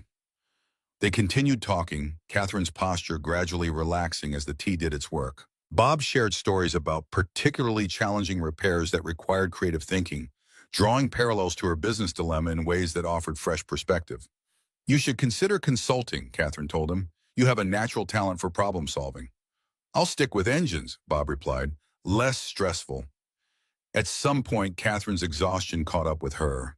The last thing she remembered was leaning back against the pillows, the soft blanket somehow finding its way over her, as Bob's voice continued its soothing cadence, explaining how he'd once fixed a seemingly impossible timing issue in a classic Ferrari by approaching it from an entirely different angle than the factory manual suggested. She woke to early morning sunlight and the sounds of quiet activity in the kitchen. For a moment, Catherine was disoriented, then realized she'd spent the night on Bob's couch. She sat up quickly, checking her watch, 6:17 a.m. Bob appeared in the doorway, already dressed for work, but moving quietly. Morning, he said softly. There's coffee in the kitchen. Emma's still asleep. I should go, Catherine said, embarrassed by her unplanned overnight stay. I didn't mean to impose. You didn't impose, Bob assured her. You needed rest, and you got it. Simple as that. Catherine gathered her things, aware that her silk blouse was hopelessly wrinkled and her hair must be a disaster. Thank you, she said sincerely. For the tea, the advice, all of it. Any time, Bob replied, and she knew he meant it. In her car, Catherine made 2 calls. First to Melissa, instructing her to reschedule her morning meetings and bring a change of clothes to the office. Second to Memorial Systems CEO, directly requesting a private lunch meeting. Just the 2 of us, no lawyers. 3 days later, Memorial Systems renewed their contract with Innotech at only a 5% discount, far less than the board had feared, and added specific funding earmarked for the heart monitoring research. When asked how she'd managed it, Catherine simply said she'd spoken to them human to human about things that really matter. That evening, she showed up unannounced at Bob's house with a bottle of champagne and 3 glasses, a regular-sized one for each adult, and a small juice glass with just a sip for Emma to toast with. We got the contract, she announced when Bob opened the door, and it's partly thanks to your advice. The celebration that followed, Bob grilling steaks in the backyard, Emma proudly showing Catherine her completed butterfly project that had won first prize at the science fair, the 3 of them toasting to thinking differently, felt more satisfying than any corporate victory dinner Catherine had ever attended. Later, after Emma had gone to bed, Bob and Catherine sat on the back porch swing, watching fireflies blink in the gathering darkness. Thank you, Catherine said quietly, for reminding me why I started the company in the first place. Somewhere along the way, I'd forgotten it wasn't just about growth and market share. Bob shrugged. Sometimes we all need someone outside our world to help us see clearly.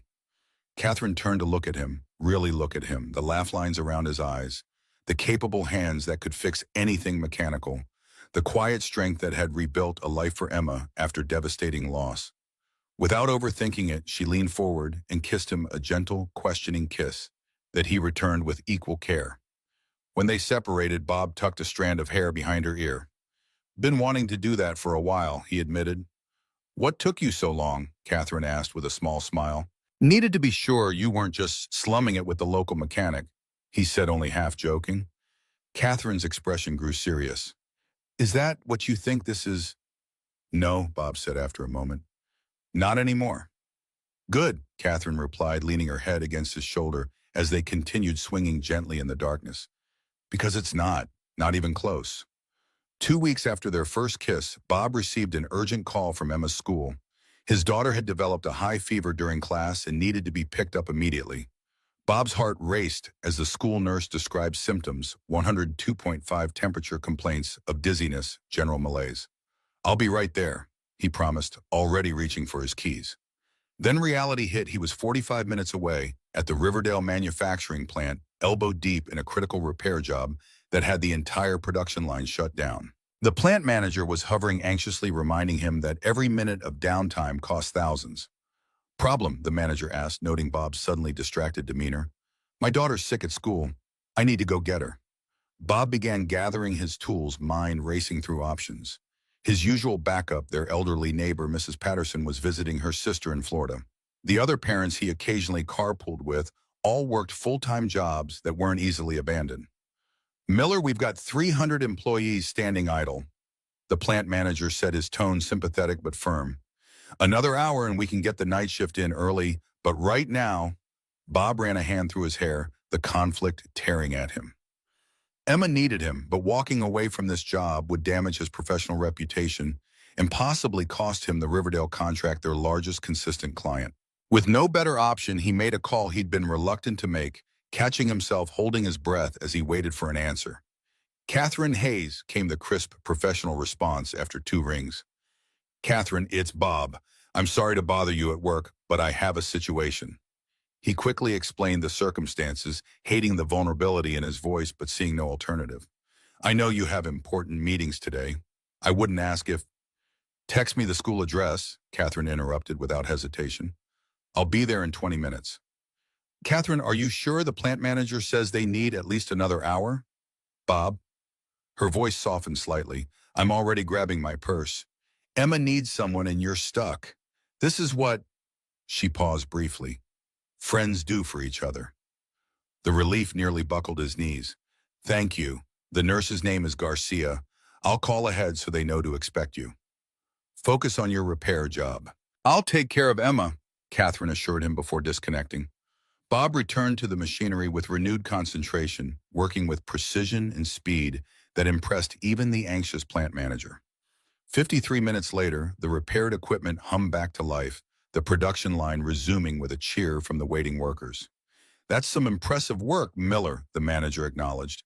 "Manufacturer's reps said it would take a team of 3 at least 4 hours. Bob barely heard the praise as he packed his tools and headed for his truck, his mind already across town with Emma. He called Catherine as he pulled out of the parking lot. "How is she?" he asked without preamble when Catherine answered. "Fever still high but stable. We're at your house now. The school nurse thought it might be influenza. There's apparently several cases in her class." Catherine's voice was calm and reassuring. "She's on the couch with a cool compress and plenty of fluids. We're managing. I'll be there in 30 minutes, Bob promised, already pushing the speed limit. "Thank you, Catherine. I can't tell you." "You don't need to," she interrupted gently. "Just drive safely. We're okay." When Bob arrived home, he found a scene he never could have imagined 6 months earlier. Emma was indeed on the living room couch, propped up with pillows and covered with her favorite quilt. But instead of looking miserable, she was engaged in what appeared to be a chess game displayed on a tablet, while Catherine sat beside her explaining some strategic concept. "The knight's movement gives it unique advantages," Catherine was saying. "It's the only piece that can jump over others." "Like leapfrog," Emma observed, her voice slightly hoarse but her eyes bright despite the obvious fever flush on her cheeks. "Exactly like that," Catherine agreed. She looked up as Bob entered, her professional demeanor completely gone, replaced by genuine concern. "Her fever's down to 101.2. I gave her children's Tylenol. I hope that was okay. The bottle in your bathroom wasn't expired." "Of course it's okay," Bob assured her, moving immediately to feel Emma's forehead. "Hey, kiddo, rough day at school." "Ms. Catherine came to get me," Emma informed him, as if this extraordinary development was perfectly normal. "She showed the nurse her business card and everything." Bob raised an eyebrow at Catherine, who shrugged slightly. "The school was understandably cautious about releasing her to someone not on your approved list. My company letterhead proved persuasive." "Dad, did you know Ms. Catherine invented a computer chess program in college?" Emma asked, temporarily distracted from her illness by this impressive fact. "She's teaching me strategies." I didn't know that, Bob replied, catching Catherine's eye with a silent thank you. Sounds like you've had an educational sick day. Chess engages the mind without requiring physical energy, Catherine explained. My father used it to distract me when I was sick as a child. Bob was struck by the image a young Catherine, perhaps Emma's age, learning chess moves from her electrician father during a childhood illness. It humanized her in a way that all their previous conversations hadn't quite managed. Have you eaten? He asked, suddenly aware that Catherine had likely canceled whatever executive meetings had filled her calendar to spend the afternoon caring for his sick child. We had soup, Emma reported. Miss Catherine found your recipe in the cookbook and only burned the grilled cheese a little bit. Catherine looked mildly embarrassed. Cooking is not among my many talents, I'm afraid, but we managed. She set off the smoke detector, Emma added helpfully, only briefly. Catherine defended herself, then smiled at Bob's amused expression. Your daughter found it hilarious. Dad says cooking is just chemistry for hungry people, Emma informed her, but he sets off the smoke detector too sometimes. Good to know I'm in good company, Catherine replied, standing and gathering her things. Now that your dad's home, I should probably get back to the office. Do you have to? Emma asked, disappointment evident in her feverish face. We haven't finished our game. Catherine hesitated, looking torn. Bob could see the responsibility pulling at her, the meetings rescheduled, the emails piling up, the decisions delayed. But he could also see something else wrestling with that responsibility, something newer and less familiar to her.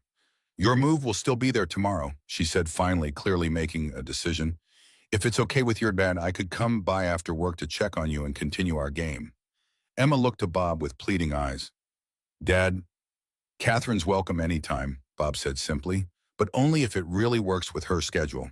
I'll make it work, Catherine replied with a certainty that suggested corporate boardrooms would rearrange themselves around this commitment rather than the reverse. After tucking Emma in for an early bedtime with promises of chess strategies, tomorrow Bob walked Catherine to her car. The evening air was cool, carrying the scent of approaching rain. I can't thank you enough, he said quietly. You dropped everything for us today. For Emma, Catherine corrected, then reconsidered. For both of you. Either way, it was above and beyond. Catherine looked at him with unexpected intensity. Bob, when you called, you sounded torn apart, trying to choose between your daughter and your livelihood. I've never heard you sound like that before. She shook her head slightly. There was no choice to make on my end. Meetings can be rescheduled. A sick child can't wait. Still, Bob insisted, most people wouldn't have stepped in like that, especially someone in your position. What position is that? Catherine asked, a hint of challenge in her voice. CEO with a company depending on you. Board meetings, investor calls, all of it. Catherine was quiet for a moment, considering her words carefully. 6 months ago, I wouldn't have done it, she admitted. Not because I wouldn't have wanted to help, but because I wouldn't have believed anyone or anything could be more important than whatever crisis was happening at Innotech that day. She met his gaze directly. You and Emma have reminded me that there's more to life than quarterly reports and product launches. Bob stepped closer, drawn by the vulnerability in her usually composed features. Is that a good thing? For someone in your position? It's a necessary thing for someone in my position, Catherine corrected him. I was becoming a machine, Bob, efficient but hollow. She glanced back at the house. Emma's going to be okay, right? The nurse seemed confident it was just flu, but she'll be fine, Bob assured her, touched by her concern. Kids bounce back quickly. By this weekend, she'll be running circles around both of us again. Catherine nodded, relieved. I should go. There are some emails I really should answer tonight. Instead of stepping away, however, she leaned forward and kissed him more confidently than their first kiss on the porch swing, but still with a sense of wonder, as if she couldn't quite believe this was happening. Bob responded in kind, his hand gently cupping her face. When they separated, Catherine smiled, a genuine, unguarded smile rarely seen in her corporate photos. I'll see you tomorrow. Chess rematch with Emma and maybe dinner after she's asleep. It's a date, Bob confirmed, watching as she got into her car and drove away, the taillights disappearing around the corner. Inside, he checked on Emma, who had fallen into the heavy sleep of the feverish. Sitting beside her bed, he gently brushed damp curls from her forehead, thinking about the unexpected turns life could take. 6 months ago, the idea that Catherine Hayes, successful tech CEO and business magazine cover subject, would rush from an executive meeting to care for his sick daughter would have seemed absurd. Yet here they were, chess games and slightly burned grilled cheese sandwiches, somehow bridging worlds that should have remained separate. Bob wasn't naive. He knew the challenges they faced. Catherine's life operated at a pace and pressure level entirely different from his. Their backgrounds, resources, and daily realities had almost nothing in common, except perhaps what mattered most: a capacity for caring, for putting others first, for finding meaning beyond external markers of success. Emma stirred slightly in her sleep, murmuring something about knights and bishops. Bob smiled, pulling her blanket higher around her shoulders. Whatever happened between him and Catherine today had shown him something important. Emma had found another adult who would drop everything when she needed help. In the uncertain world of single parenthood, that was a gift beyond measure. 6 weeks after Emma's illness, a local business publication ran a feature titled Inotech's Unexpected Connection.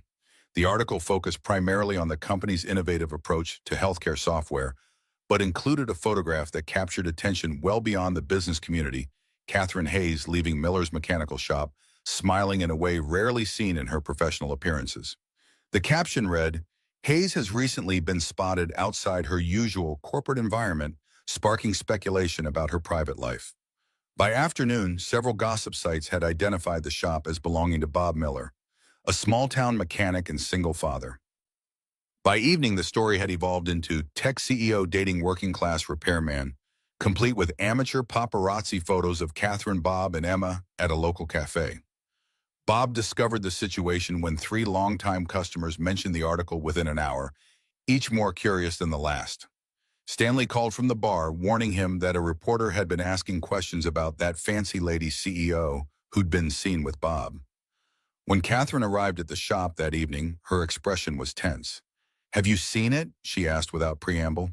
"The article, parts of it," Bob confirmed, wiping his hands on a shop rag.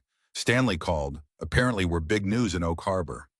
"It's not just Oak Harbor," Catherine said grimly, showing him her phone. The screen displayed a financial news alert. Inotech shares fluctuate as CEO's personal life raises questions about focus. Bob's stomach tightened. "They're questioning your leadership because of me. Because some people have nothing better to do than speculate about who I'm dating, rather than focusing on the company's consistent growth and innovation." Catherine corrected, her voice tight with controlled anger. "The board called an emergency meeting for tomorrow morning." "Catherine, if this is causing problems—" "Don't," she interrupted sharply. "Don't even suggest what I think you're about to suggest." Emma emerged from the back office where she'd been doing homework. "Dad, Mrs. Harmon called while you were working on the Jackson car. She said to tell you she saw your picture in the paper and you clean up nice." She made air quotes around the phrase, then noticed Catherine. "Hi, Ms. Catherine. Are we still going to the Science Center this weekend?" Catherine's expression softened immediately. "That's the plan, unless something changes. How was school today?" "We're learning about Simple Machine. I told everyone my dad's friend knows all about Mechanical Advantage because she studied engineering." Emma beamed. "Mrs. Peterson asked if you might come talk to our class sometime." Catherine looked momentarily stunned by the request. "I'd be honored, but we should probably check with your teacher directly." "I'll tell her tomorrow," Emma promised, then returned to her homework, apparently oblivious to the tension between the adults. When she was out of earshot, Bob turned back to Catherine. "What do you need from me for the board meeting?" Catherine considered the question seriously. "Nothing. This is my company and my life. The board needs to understand those boundaries." She paused, then added more quietly, "But it would help to know where you stand in all this. If the publicity bothers you—" "It doesn't," Bob said firmly. "The guys at the shop have been having a field day with jokes about me marrying the boss, but it's good-natured. Stanley says I'm good for business people coming in hoping to catch a glimpse of the power couple." Despite the stress, Catherine smiled slightly. "Power couple. Their words, not mine," Bob clarified. "Though I did have 3 new customers this week who mentioned reading about the shop." "Silver linings," Catherine murmured. She checked her watch, a habit Bob had noticed indicated she was mentally calculating her remaining time against obligations. "I should go prepare for tomorrow. I've got notes to review before facing the board." "Call me after," Bob requested. "Let me know how it goes." Catherine nodded, then surprised him by leaning in for a brief but public kiss, visible through the shop's front windows to anyone passing by. "Let them talk," she said quietly, a new determination in her eyes. The following day, Catherine entered the Innotech boardroom precisely on time, dressed in her most authoritative charcoal suit, her demeanor coolly professional. The board members, 5 men and 2 women, all veterans of the tech industry, watched her with expressions ranging from concern to curiosity. "Good morning," she began without preamble. "I understand this meeting was called to discuss recent media coverage of my personal life. Before we begin, I'd like to remind everyone that Innotech's quarterly earnings report showed 17% growth exceeding projections by 3. Our new cardiac monitoring system received FDA approval last week, and the Memorial Systems implementation is proceeding ahead of schedule." She set her tablet down and looked directly at the board chairman. "Now, what aspects of these achievements would you like to discuss?" Howard Benson, the white-haired chairman who had been with Innotech since its founding days, cleared his throat. "Catherine, no one is questioning the company's performance. We're concerned about perception and potential distractions. The stock dipped 3 points yesterday and rebounded 2 by closing," Catherine countered. "Market fluctuations based on gossip are temporary. Our fundamentals remain strong." Eliza Winters, one of the 2 female board members, spoke up. "It's not about who you're dating, Catherine. It's about the sudden change in your public profile. You've always maintained a very private personal life. This level of media attention is new territory for Innotech. And I've already instructed our PR team to issue a standard statement emphasizing that my personal life remains private and the company continues to focus on innovation and growth," Catherine replied. "Beyond that, I don't intend to feed the news cycle by commenting further." "There are concerns about compatibility," said James Morris, the newest board member, choosing his words carefully. "Your friend's background is quite different from the circles where we operate. Could this relationship complicate business relationships or investor confidence?" Catherine felt a flash of anger but kept her expression neutral. "By different background, I assume you're referring to the fact that Bob Miller runs a successful independent business, has an engineering degree from Michigan State, and possesses more practical knowledge about mechanical systems than most of our R&D department combined." She leaned forward slightly. "In fact, his insights helped solve the production issues with the Memorial Systems implementation, the very project we're being praised for completing ahead of schedule." The boardroom fell silent at this revelation. "What I find interesting," Catherine continued, her voice controlled but intense, "is that if I were dating another tech CEO or a financial executive, we wouldn't be having this conversation, despite the potential for actual conflicts of interest those relationships might create.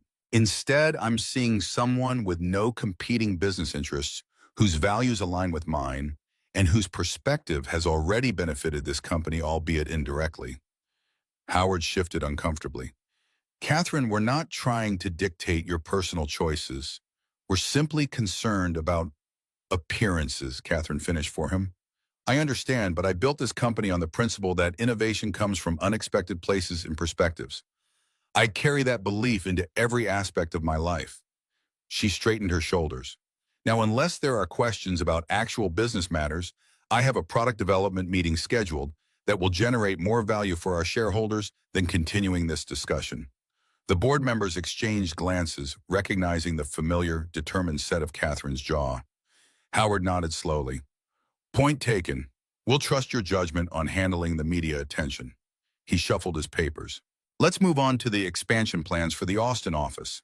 Catherine maintained her professional demeanor throughout the remainder of the meeting, but inside something had shifted. For years, she'd allowed Innotech to consume every aspect of her life, believing that total dedication was the price of success. Today, for the first time, she'd drawn a clear boundary. Her personal happiness was not negotiable, not even for the company she'd built from nothing. That evening, she drove directly to Bob's house from the office, arriving just as he and Emma were setting the table for dinner. Through the window, she could see them moving around the kitchen with the easy synchronization of long practice. Emma setting out plates while Bob checked something in the oven, their conversation punctuated by shared laughter. For a moment, Catherine remained in her car, watching this simple domestic scene that had become increasingly precious to her. 6 months ago, she would have worked until midnight, eaten whatever her housekeeper had left in the refrigerator, and fallen asleep reviewing reports. Now she found herself eagerly anticipating burnt grilled cheese sandwiches and chess games with a precocious 10-year-old.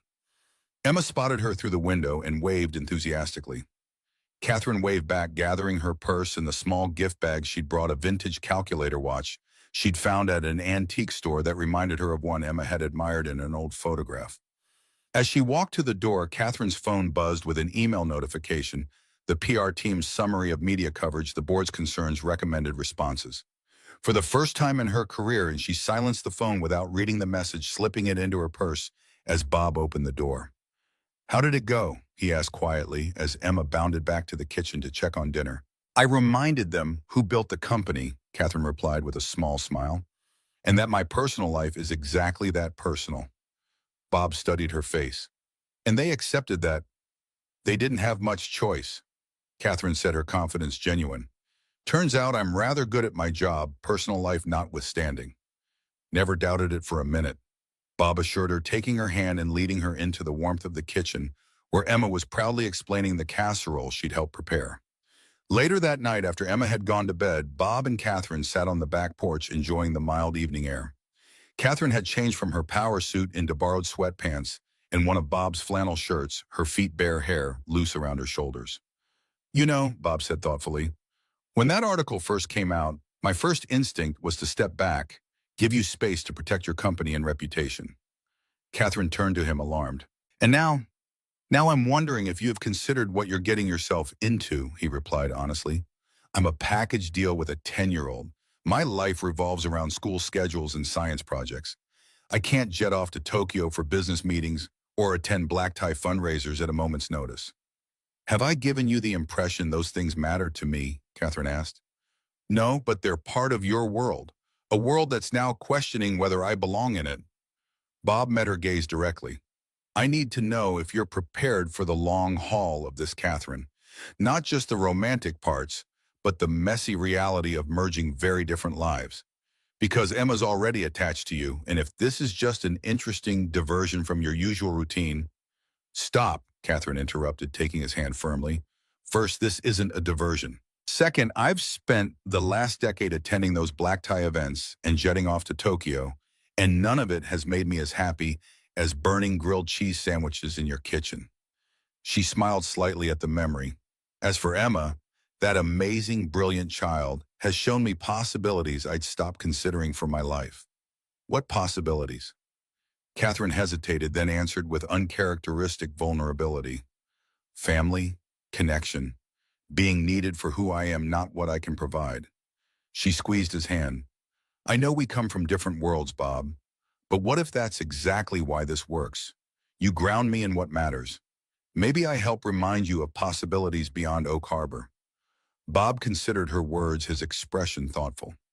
"It won't be easy. People will keep talking." "Let them," Catherine said with newfound certainty. "I've spent too many years worrying about perceptions and expectations. I'm more interested in reality now, and the reality is I'm happier with you and Emma than I've been in years." Bob pulled her closer, his arm around her shoulders as they gazed at the night sky visible through the trees. "Emma wants to show you her constellation map this weekend. She's added 3 new ones since you last saw it." "I'm looking forward to it," Catherine replied, leaning into his embrace. "Board meetings and stock prices can wait." And for perhaps the first time in her adult life, she truly meant it. 1 year after their first meeting at Stanley's place, Bob, Catherine, and Emma made their way through the weathered door of the neighborhood bar. Stanley looked up from behind the counter, his mustache twitching in what might have been a smile. "The family arrives," he announced, setting out Bob's usual whiskey and a cranberry soda for Emma without being asked. He raised an eyebrow at Catherine. "Still Woodford Reserve." "You remember?" Catherine said, impressed. Her business attire had been replaced by jeans and a casual sweater, though the quality was still evident to a discerning eye. More noticeable was the relaxed set of her shoulders, the absence of the constant tension that had once defined her posture. "Good bartenders never forget a regular's drink," Stanley replied, pouring her whiskey with practiced precision. "Even ones who disappear for months, then come back with an entourage." Emma climbed onto a stool, her legs dangling as she sipped her soda. At 11 now, she had grown at least an inch since Catherine had first met her, and her confidence had grown even more. Mr. Stanley, did you know our Tech Bridge program is starting at the community center next month? Emma asked, clearly excited. I'm going to help teach kids about mechanical engineering. Is that so? Stanley replied, genuinely interested. Your dad mentioned something about a new program, but I didn't know you were going to be teaching it. Junior instructor, Bob clarified, ruffling Emma's hair affectionately. Part of the middle school service learning requirement. Catherine's company is providing the computers and materials. Stanley glanced at Catherine with newfound respect. Bringing technology education to Oak Harbor. That's something this town's needed for years. It was a joint idea. Catherine explained, her hand finding Bob's on the counter. Bob had the mechanical expertise and community connections. I had the resources and software knowledge. Together, we're hoping to create opportunities for kids who might not otherwise have access to technical education. Dad says it's a bridge between his world and Catherine's. Emma added, the adult phrasing sounding endearingly precocious coming from her. Like how my butterfly project needed both mechanical and electrical engineering to work properly. Bob and Catherine exchanged a look at the apt comparison. The past year had indeed been an exercise in bridge building between their worlds. There had been adjustments and compromises on both sides. Catherine had restructured her work schedule to include regular unplugged evenings and weekends. Bob had expanded his business to include consultation on manufacturing efficiency, his practical expertise proving valuable to companies like Catherine's. They'd faced their share of challenges. The media interest had eventually faded, but not before a particularly persistent reporter had ambushed Emma outside her school, causing Bob to consider legal action and Catherine to unleash the full force of Innotech's legal department. The incident had led to a frank family discussion about privacy and public perception that had only strengthened their bond. Hey, check this out, Stanley said, pulling a framed newspaper clipping from beneath the bar. It was the business section article that had first publicly connected Bob and Catherine, now preserved behind glass. Got more customers asking about you two than I can count. Thinking of renaming your usual table the Power Corner. Bob groaned good-naturedly while Catherine laughed. Please don't, she requested. We get enough of that elsewhere. As they moved to their usual booth in the back corner, Bob noticed how Emma naturally took the seat beside Catherine, it immediately engaging her in an animated discussion about the constellation map she'd expanded to include Southern Hemisphere stars after their recent vacation to New Zealand. The trip had been Catherine's suggestion, a chance to see dark skies unpolluted by city lights and to visit an observatory she'd helped fund. For Bob, watching Emma's face as she peered through a professional telescope for the first time had been worth every hour of the long flight. For Catherine, seeing the normally reserved Bob express childlike wonder at the Southern Cross had confirmed what she already knew, that behind his practical exterior lived a man of depth and curiosity that matched her own. After they ordered dinner, Stanley's Place had expanded its menu. Another benefit of the increased business their regular presence had brought, Emma excused herself to examine the vintage jukebox that Bob had recently restored for Stanley. 1 year, Catherine mused, swirling her whiskey. Hard to believe. Having second thoughts, Bob asked, only half joking. Catherine shook her head. Quite the opposite. I was just thinking about that first night, how a random question to a stranger changed everything. If you had one wish, Bob recalled, who would you use it for? And you said, my daughter, Bob completed, to give her everything I can't. Catherine's expression softened as she glanced toward Emma, who was carefully selecting a song on the jukebox. I think she's doing pretty well, Bob. Better than I could have imagined, he agreed. She has a father who loves her, a home that's stable. And now, he hesitated, then continued, a brilliant woman who shows her possibilities I couldn't have shown her alone. The music started, a jazz standard that had been playing the night they met. Emma returned to the table, looking pleased with herself. Mr. Stanley said this was playing when you two first talked to each other. I thought it would be nice to hear it again. Catherine felt a surge of affection for this perceptive child who had accepted her into their lives with such openness. That was very thoughtful, Emma. Speaking of thoughtful, Bob said, his tone suddenly more serious. There's something I've been wanting to ask you both. He reached into his pocket and withdrew a small box, setting it on the table between them. This was my grandmother's. My grandfather was a mechanic too, gave up a promising career to start his own shop during the Depression. She stood by him through some tough years. Catherine's breath caught as she recognized what the box likely contained. Emma's eyes widened, darting between the adults with dawning comprehension. I'm not asking for an answer tonight. Bob continued, his voice steady, but his eyes betraying nervousness. I know there are logistics to figure out, compromises to make. Your penthouse, my house, work schedules, Emma's school. Dad. Emma interrupted, her expression serious beyond her years. Just ask the question. Bob smiled at his daughter's directness, then turned to Catherine. I was thinking about your question that first night. If I could choose another person to be in our family. He opened the box, revealing a vintage ring with a modest diamond flanked by sapphires. I'd choose you.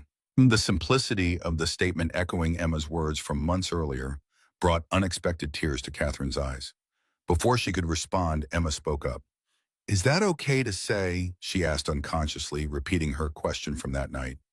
I don't want to make anyone sad. Catherine reached across the table, taking Emma's small hand in hers, just as she had done before. That's more than okay to say, she assured the girl, her voice thick with emotion. Then, meeting Bob's gaze directly, she added, and my answer is yes. Bob exhaled, relief and joy mixing in his expression as he slipped the ring onto Catherine's finger. The fit wasn't perfect, a resizing would be needed, but the symbolism couldn't have been more appropriate.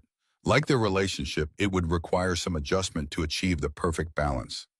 Stanley appeared with their meals, tactfully pretending not to notice the emotional moment or the ring now sparkling on Catherine's hand. Special occasion? He asked innocently, setting down their plates. Very special, Emma confirmed, unable to contain her excitement. We're going to be a real family.